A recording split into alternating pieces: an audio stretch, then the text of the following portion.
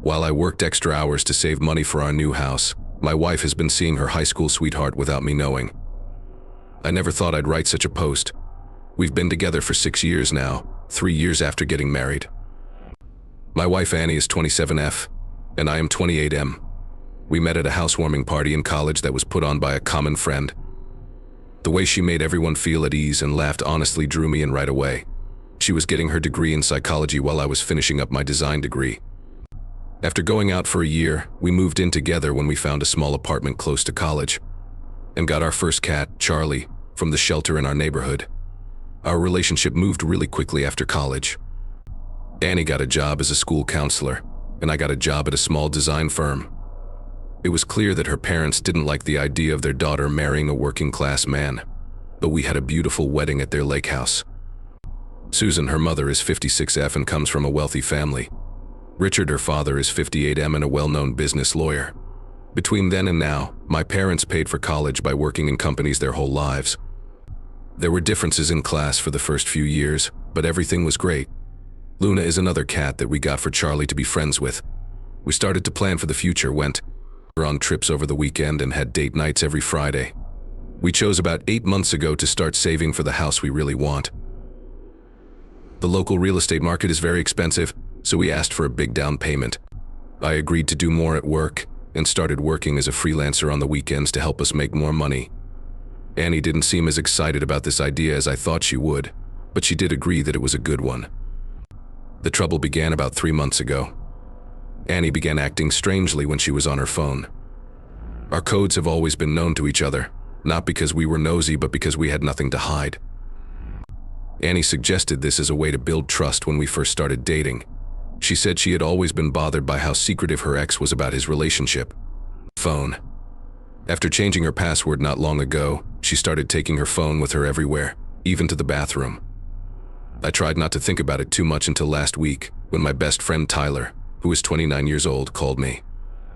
Tyler and I have known each other since middle school, so we have a lot of history together. He was the best man at my wedding. He saw Annie having lunch with Kevin, her high school boyfriend of 28 years, in a downtown cafe. Annie told me that she was going to have lunch with Maria, 26F, that day, which would not have been a red flag until she told me that. Tyler knows Kevin because he went to the same high school as Annie and Kevin. Before. Kevin moved to London to find work, and they dated for 4 years. He just got back to our city after living abroad for 8 years. I felt sick when Tyler said that. I remembered that Annie had recently brought up Kevin's name a few times. He said that he was back in the city in passing. She even showed me his Instagram page one night to show me how different he had become over the years. It didn't bother me that she was always honest about her past relationships, so I didn't think much about it at the time. I talked to Annie about the lunch. At first, she tried to deny it by saying Tyler must have thought she was someone else. My sister broke down in tears when I showed her the picture Tyler had taken. I've been seeing Kevin for 2 months now. Tyler thought something wasn't right, so he quickly took a shot. They were just catching up as friends, she stated, but there was something odd about the way she thought about it. While she was taking a shower that night, I looked at her direct Instagram texts with Kevin. I felt like something wasn't right, but I knew it wasn't real. They had been writing for a long time. They started out by sharing life updates in a relaxed way, but as time went on, they became closer. They've been talking about how they never really got over the fact that he had to move so quickly, and they've been talking about their prom night, their first kiss, and the friendship they had before. The thing that hurts the most is that I've been killing myself by working 60 to 70 hours a week to save for college. I had to miss my nephew's first birthday party last month, as well as family meals and friends' birthdays, because of a big freelance job. She has been seeing her boyfriend while I've been away. Yesterday I learned that Annie's parents knew about these meetings. Kevin, who went to an Ivy League school, has a similar background to them, and works in investment banking now, has always been liked by them. They are said to pushed Annie to make things right with Kevin, saying that doing so would help her move on. During our relationship, these are the same people who made subtle fun of my background and job choice. I've moved into our spare bedroom for the time being. Annie is crying and following me around the apartment, telling me I'm exaggerating. She says she will show me all of their messages and that they never did anything physical together. Even though she says she will stop talking to Kevin if I ask her to, I already feel like my trust has been broken. She has been changing her story about how often they met and deleting their messages. Charlie has been hiding under the bed since Luna keeps meowing at the door to the spare bedroom at night because she can tell you're stressed. The whole family is going to be together for Christmas. For both of our families stay at a lake home, we have already put down a payment. From California, Annie's sister and her kids are going to come by plane. It's a mess, and I don't know what to do. My last post was 3 weeks ago. Everything I've learned since then has made things worse. I chose to look into our shared cloud storage account after reading the comments from everyone who told me to do so. This is something Annie and I put up 2 years ago so that we could share files and photos. When I realized what I had done, I felt really sick. Anne and Kevin were seen together in pictures at restaurants, parks, museums, and even a Jack Johnson show 3 weeks earlier. I was especially moved by the show because Annie told me she was going with Maria, and I couldn't go because I had to work late on a project that would have helped pay for part of our house down payment. The dates and times on these pictures show that they've been meeting at least twice a week for 3 months, not twice a week as she first said. As long as they didn't kiss or touch each other inappropriately, the way they looked at each other in the pictures told me everything I needed to know. Anne was in one shot. In the outfit I bought her for our most recent date, they were at a city rooftop bar. She told me she had never worn it because it was too expensive for our usual date nights. Anne saw the pictures I had taken of everything. This time her story was different. She admitted that they kissed after the show, but she said it didn't go on. As a way to get back at me, she said that my long work hours had left her feeling abandoned and alone. She said we haven't had a real date night in months, and that I missed her cousin's wedding last month because I was working on a big project. We both agreed that I was working these hours to help us go forward, so I told her that again. I made the plan with them, and we both agreed on how much we would save for the down payment on the house. Her cute savings plan was so cute that we put it on our fridge. She now said that her betrayal was because I was committed to our future. The things I learned from Maria yesterday made things worse. The coffee shop near Annie's school is where I saw her. She looked nervous. She finally admitted that Annie had been coming to work early every Friday for 2 months, saying she had to go to the doctor. Because Maria felt bad about what she did, she told me. If I ever called the school to see if she was there, Annie had told her to hide. Besides that, I learned that Annie opened a new bank account 2 months ago. Instead of putting money into our shared account to save for a house, she has been, by putting some of her paycheck there. That she was putting money away so that when we reached our goal for the down payment on the house, she would take me on a trip as a surprise.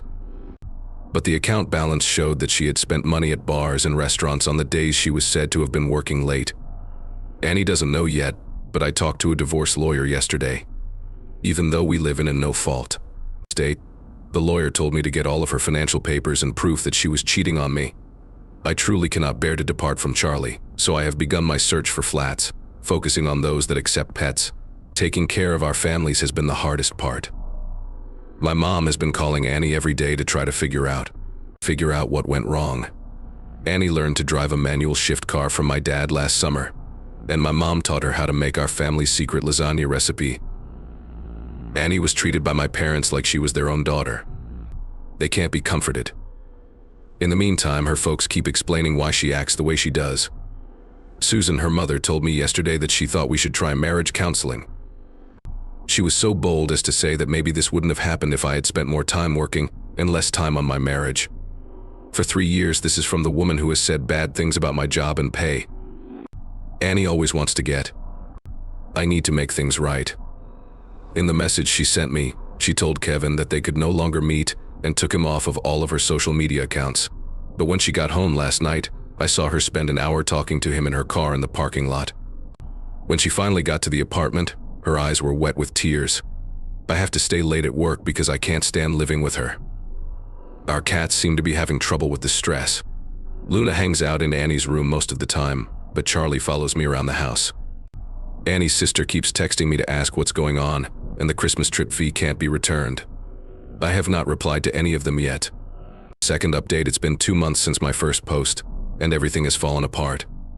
Last week I moved into a nice but basic apartment close to work. It was mean to the cats to make that choice. Annie kept Luna, and I got Charlie. And even though we chose them based on which cat was closer to each of us, it was still sad to see them break up after 3 years together.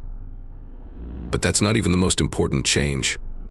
Rachel, a woman who is 27 years old, sent me a message on LinkedIn last Thursday. She told them that she was Kevin's wife. Yes, you read that right. Kevin is married. Annie thought he was telling the truth about his breakup. She chose to find me after seeing their chats on the iPad they shared at home. Rachel and I had coffee the next day.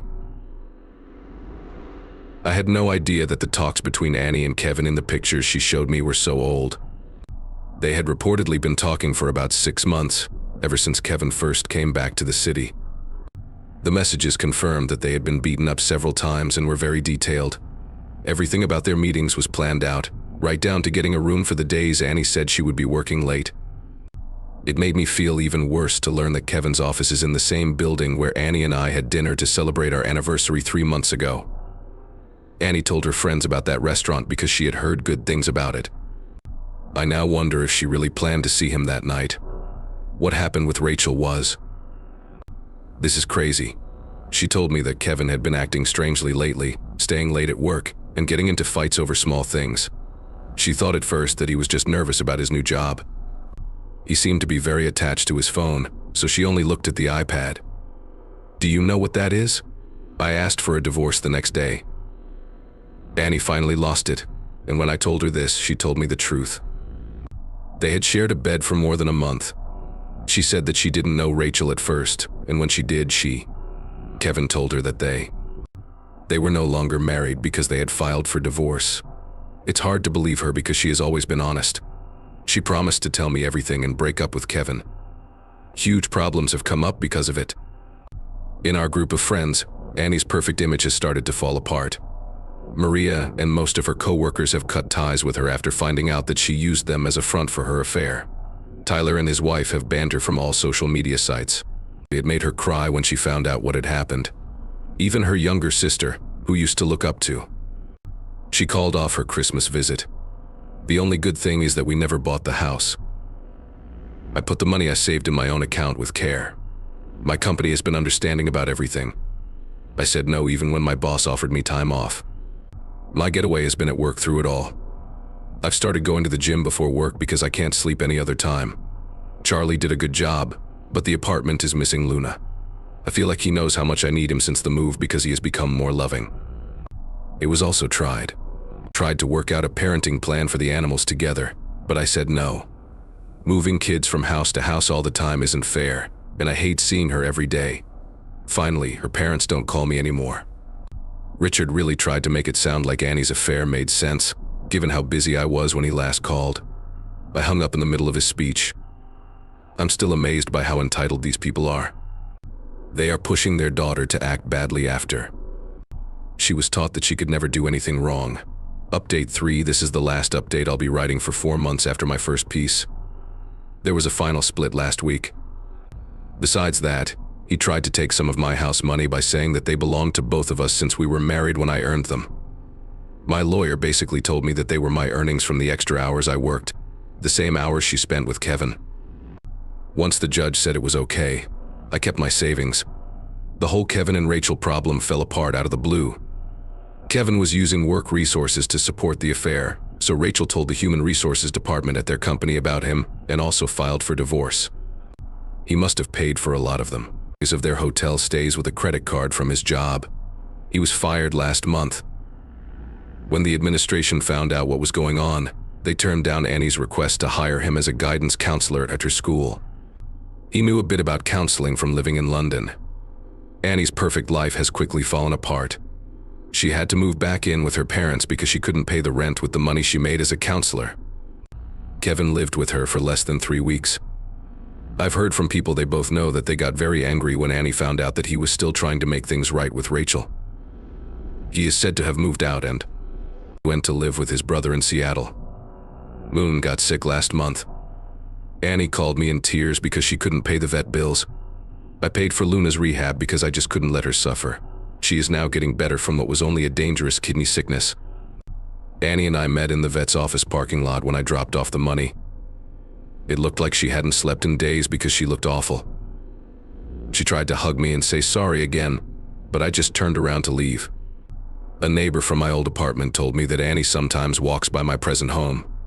There have been no attempts by her to get in touch with me, but I set up security cams in case. She sent a long email saying she felt bad about ruining the most important event in her life. I didn't answer. Charlie has done a great job of getting used to our new home. He likes it when my sister's kids come over to play. The apartment finally feels like home. I took down all the pictures and art that Annie and I had bought together and replaced them with new pieces that I had bought at art shows in the area. I still talk to Rachel sometimes. She set up a support group for people who have been hurt by cheating, which has helped me make sense of some of the knowledge. She is going to Chicago next month to start over. Last week, when we said goodbye over coffee, I felt really good for the first time in months. I'm starting a small architecture business with the money I saved for the house right now. A few possible clients have already come to me, and my boss has been helping me along the way. That's not what I had in mind for the future, but things could be better. I got a message yesterday from Annie's sister saying that Annie and Kevin are trying to make peace. It looks like they are looking for a place to live together now that he is back from Seattle. They're co-signing because neither of her parents can get a loan on their own. I really don't care anymore. It was last week that I changed my phone number and blocked most of her family on social media. That's all. This story is now over. I'm thankful for everyone who helped me get through this. I want to thank whoever suggested putting up security cams because they help me sleep better at night. I will not be giving you any more information on this matter.